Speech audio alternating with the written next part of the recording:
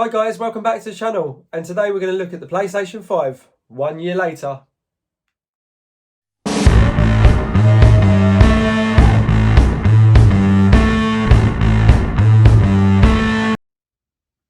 Right, if we just look at the PlayStation 5, obviously this is just a run through of what basically you've got on the machine.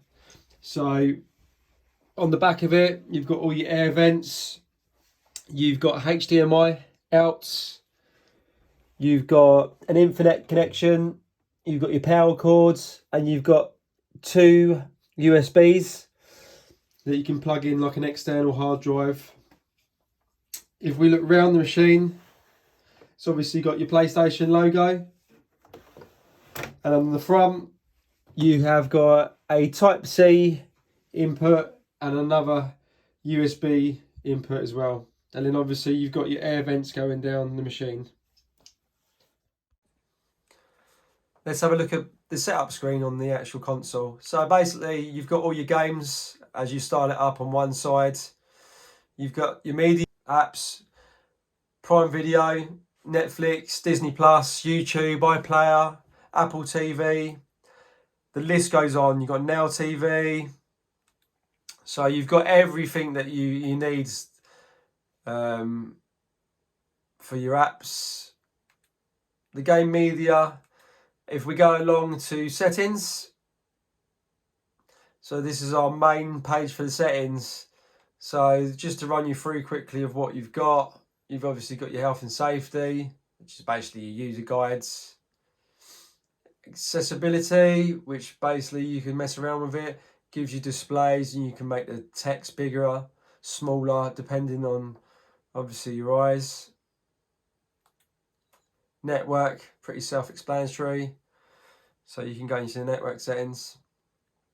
Use your account, and then obviously if you've got younger kids, you can put a parental control to obviously sort of stop them from going into certain games and watching certain things, which is good.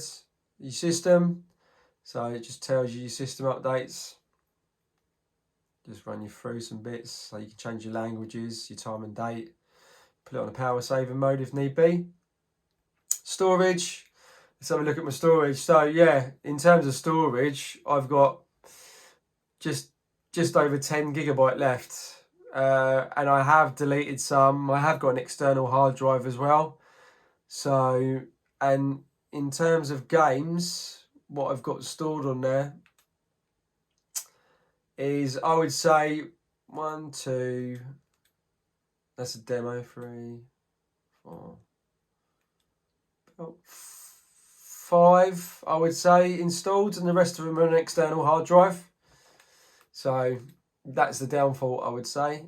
Sound quality, it would be good if you had Dolby Atmos.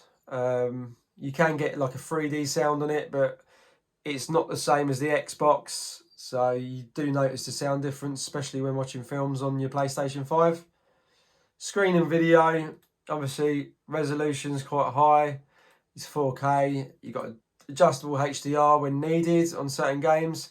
And yeah, 120 Hertz. And this is on the G1 LG. So the OLED is basically the best on the market you can get. So it gives you the full functions really. You've got your saved apps and games, which is just on there. You've got your cloud, and obviously just notifications and captured broadcasts if you use that on gaming.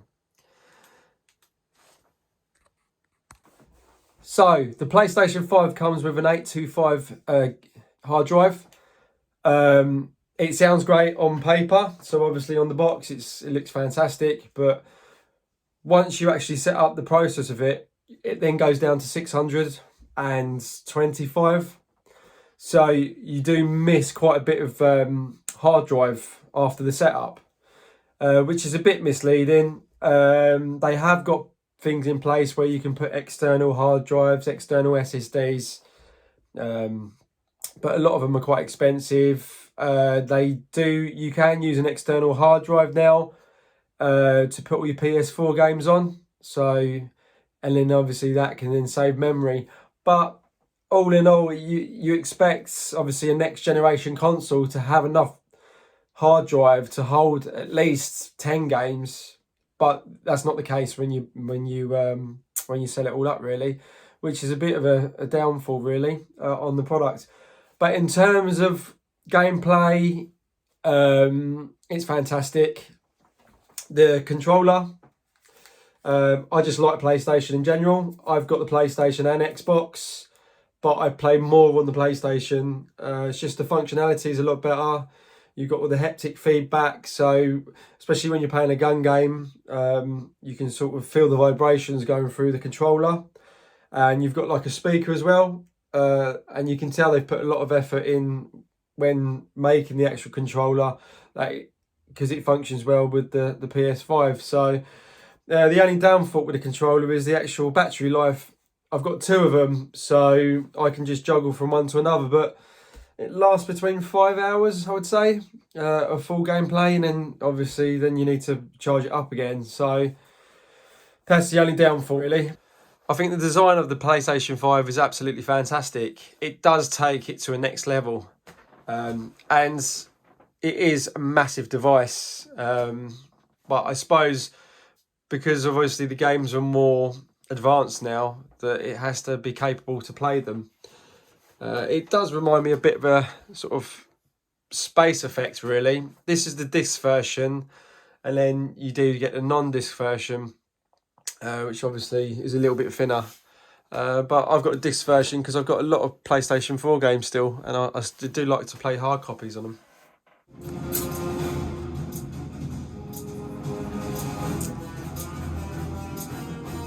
Here's a bit of Vanguard for you. Hope you're ready for a real fight. So in terms of smoothness, it is a good, smooth player. We're dug in at Able.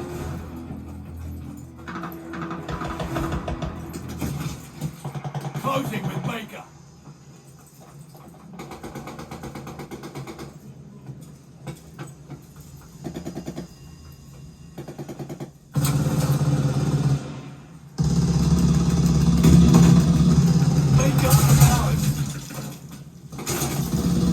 We're in the lead. Bit rusty on this. Taking Baker. My overall thoughts about the PlayStation 5 is it is the best in the market at the moment. Downfalls would be the updates all the time. There are a lot of updates on games, which sometimes makes it hard just to jump straight on it, because even though you've got a fast load time for the actual console, you sometimes then got to wait for the games to sort of download their updates. Now the question is, would I buy the PlayStation 5 now, knowing what I know after a year later? And the answer is yeah. It is a fantastic console. It's got great gameplay. I like the backwards compatibility. So basically you can play any of your PlayStation 4 games on your PlayStation 5, which is fantastic. So I like the idea of that. And yeah, it does load a lot quicker, but it's like with anything. It's good that you can have the expandable storage. I would say that's a thumbs up. But then they should obviously do the PlayStation 5 with a bit bigger storage than obviously it's got. It would be nice to have like something like 2 gig on there, SSD. But obviously to keep the prices low, they've stuck the bare minimal in there. PlayStation 5 does support 8K, but obviously there's no 8K games at the moment. So they are trying to future-proof it. It does do a good of 4K at HDR. And there are starting to come out some games. Not so many yet, but games are starting to come out. And hopefully this year we'll have a lot more choice on games. I would also say the PlayStation Store is quite good for buying games now. So even if you don't have the disc version, the online part of it, the games I have seen go down in price, especially in January. They've had some good prices on certain games. My overall thoughts about the PlayStation 5, I would say it's a fantastic machine. If you can get hold of it, try to, because I obviously recommend it to anyone. I've obviously stated the downfalls, which would be the hard drive. But apart from the hard drive and the controller battery, it's a thumbs up from me. See you on the next one, guys. Bye.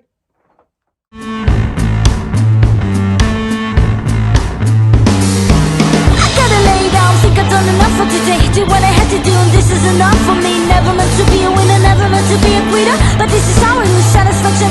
Cheap thrills, cheap tricks. It seems like the way to live. Shut up.